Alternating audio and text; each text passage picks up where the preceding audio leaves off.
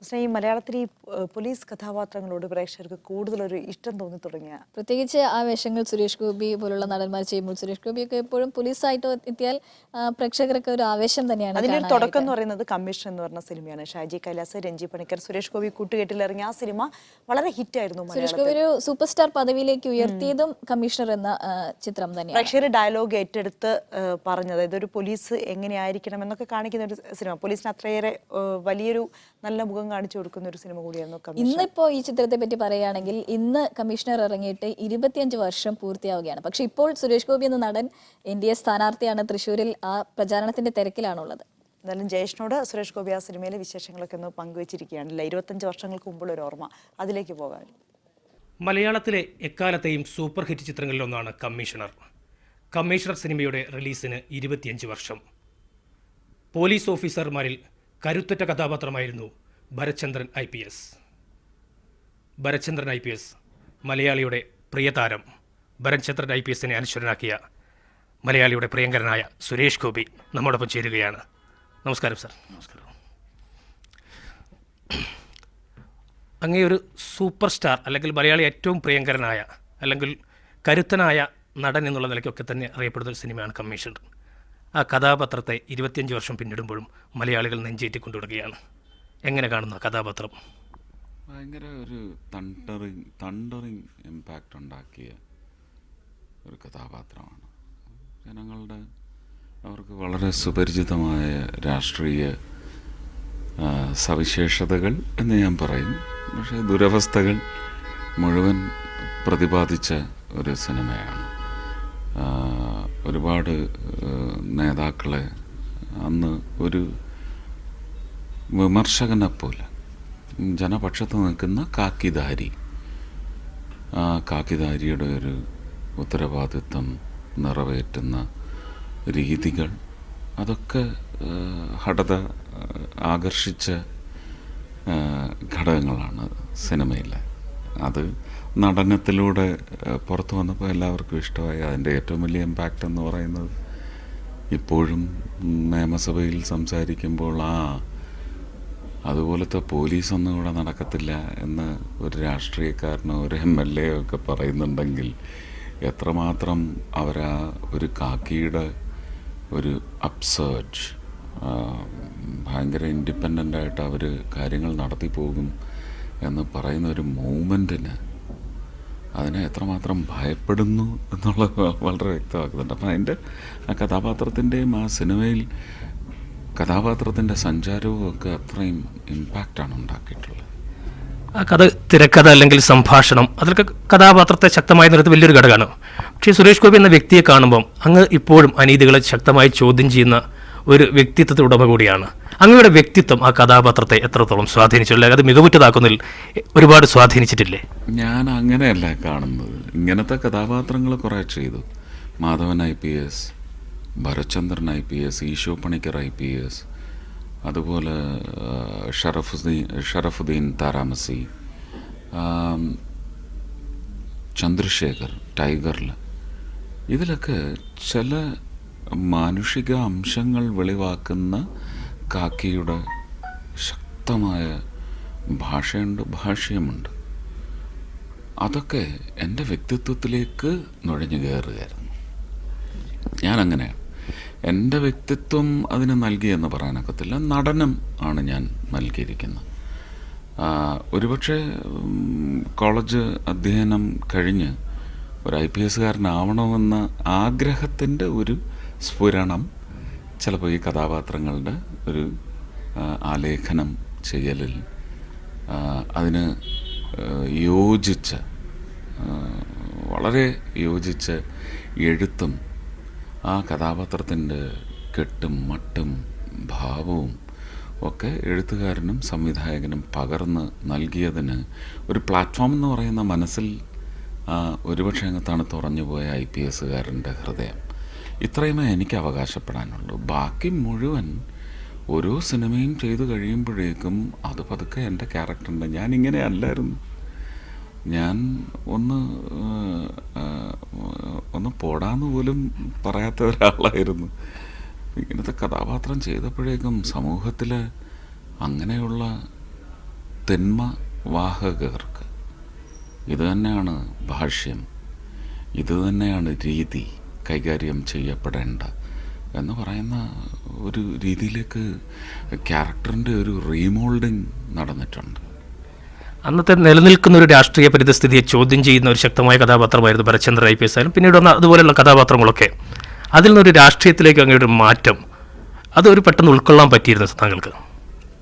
അതിനെക്കുറിച്ച് ഞാൻ അന്വേഷിച്ചിട്ടില്ല. രാഷ്ട്രീയത്തിലേക്കുള്ള എൻ്റെ മാറ്റമല്ല, രാഷ്ട്രീയത്തിൽ കൂടി എൻ്റെ ഒരു റീച്ച് അത് വേറെ തരത്തിലാണ്. പവർ സെൻറ്റേഴ്സ് അത് ഇത്രയും കാലം വിമർശിച്ചു. അപ്പോൾ തിരിച്ച് ചോദിക്കത്തില്ലേ, വിമർശിച്ചുകൊണ്ടിരുന്നാൽ മതിയോ? ഇതിനെന്താണ് നിങ്ങൾക്ക് ഒരു മറുപ്രവർത്തനം ചെയ്യാനാവുന്നത്? അപ്പോൾ ഞാൻ എൻ്റെ രാഷ്ട്രീയം കണ്ടെത്തി, അതിലൂടെ എൻ്റെ പ്രവർത്തനങ്ങൾ.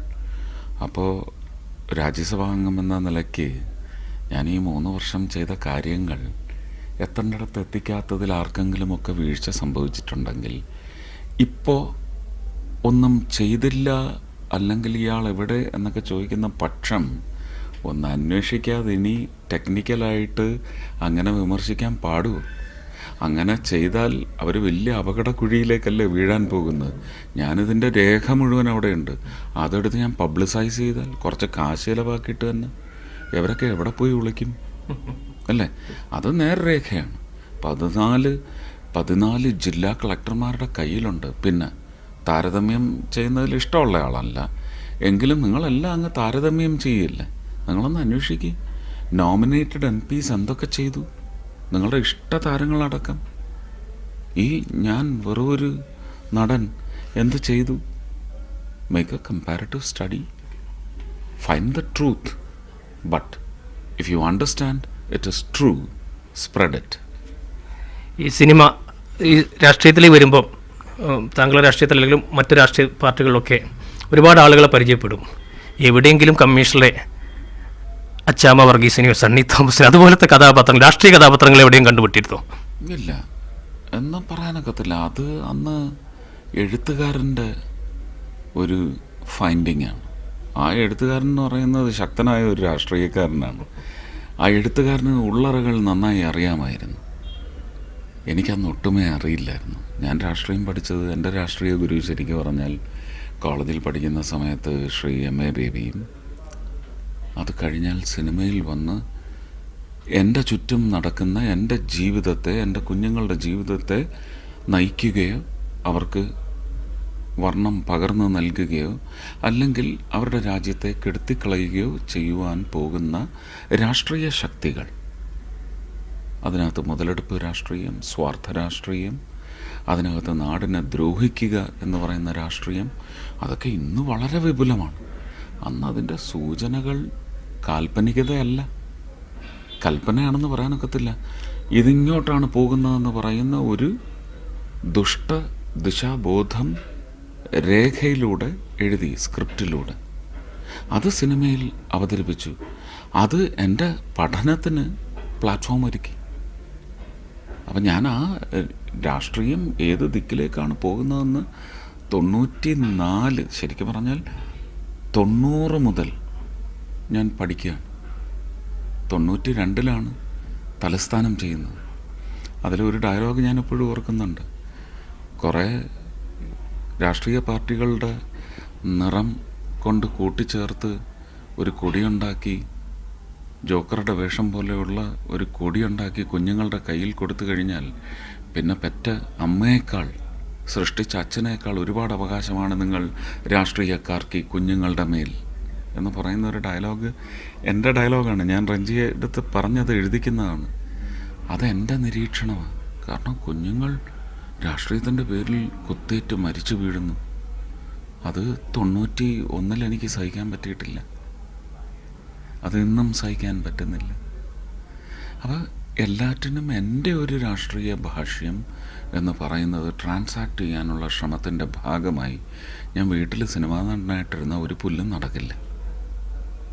ഇതൊരു വഴിയാണ്, ഇതൊരു സാധ്യത വഴിയാണ്. Let me try this. Commission സിനിമയിലെ ഒരു ഡയലോഗ് പ്രേക്ഷകർക്ക് വേണ്ടി 25 വർഷം അവരിപ്പോഴും മനസ്സിൽ കൊണ്ട ഡയലോഗ്, ഒരു ഡയലോഗ് പ്രേക്ഷകർക്ക് വേണ്ടി ഈ തിരക്കിനിടയിൽ ചോദിക്കൽ ഞങ്ങൾ അതിപ്പോൾ എനിക്ക് ഒരുപാട് ഉതകുന്നുണ്ട്. ഞാൻ അവരോട് പറയും, എന്തെങ്കിലും ഒരു കോണ്ടെക്സ്റ്റുവൽ കണക്ഷൻ ഈ ഡയലോഗിനുണ്ടാവും. അതെന്താണെന്ന് പറയാൻ എനിക്കിപ്പോൾ അറിയത്തില്ല. പക്ഷെ ഞാൻ ആ ഡയലോഗ് അന്ന് നിങ്ങളെ ത്രസിപ്പിച്ചത് കൊണ്ട് ഇപ്പോൾ ഞാൻ പറയുകയാണ്. നിങ്ങൾ ഇതിനകത്ത് ഇപ്പോഴത്തെ കാലിക രാഷ്ട്രീയത്തിൽ ഒരു മോഹൻ തോമസിനെയോ അയാളെ താങ്ങിയ കുറച്ച് രാഷ്ട്രീയക്കാരെയോ കാക്കിക്കാരെയോ ഒക്കെ കണക്ട് ചെയ്യാൻ പറ്റുന്നുണ്ടെങ്കിൽ നിങ്ങൾ ചെയ്തോളൂ എന്ന് പറഞ്ഞ് ഞാനൊരു ഡയലോഗ് പറയാറുണ്ട്.